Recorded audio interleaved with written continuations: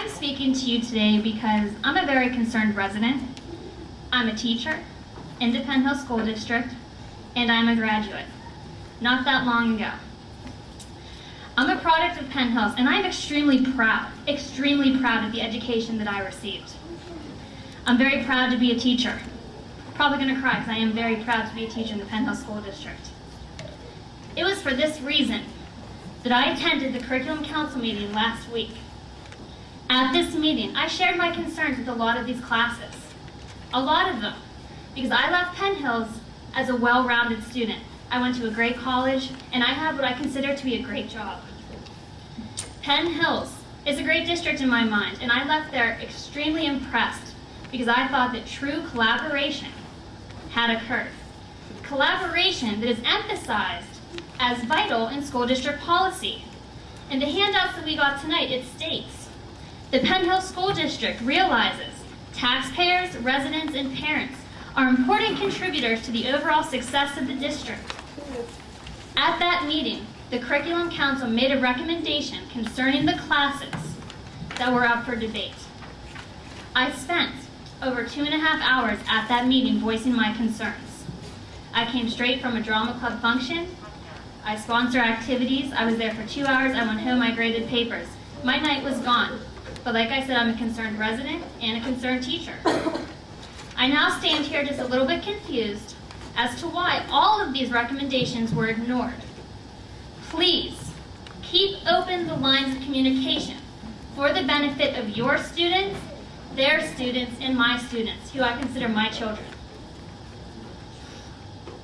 Please, please, make a statement that tells everybody here tonight that the Curriculum Council, whatever advisory committee that you have in the future, that you have meetings, that it matters, that the community concerns matter, the teacher concerns matter, the parent concerns matter.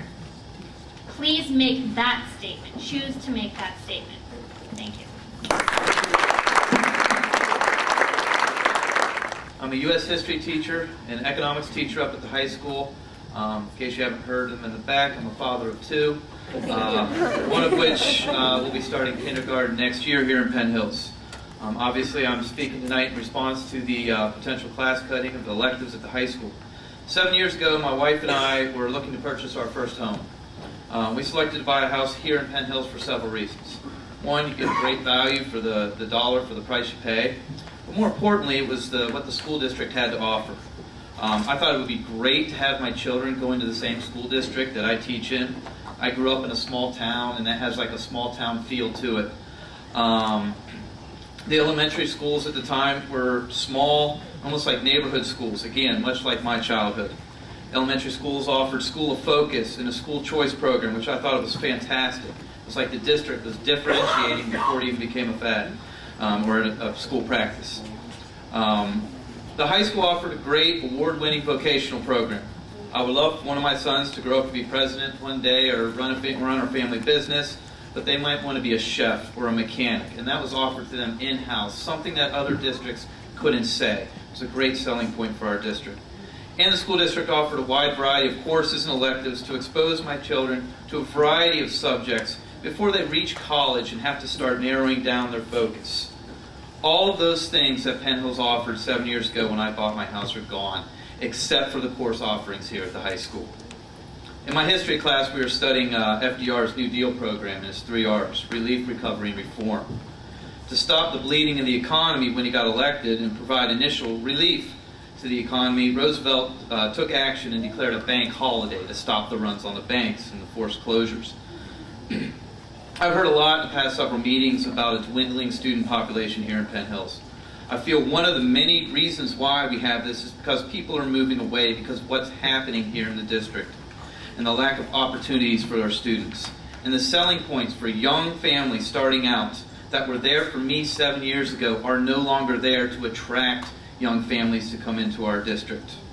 What I'm asking the board to do tonight is to follow through in the footsteps of FDR. Stop the bleeding here in Penn Hills. Don't remove these classes.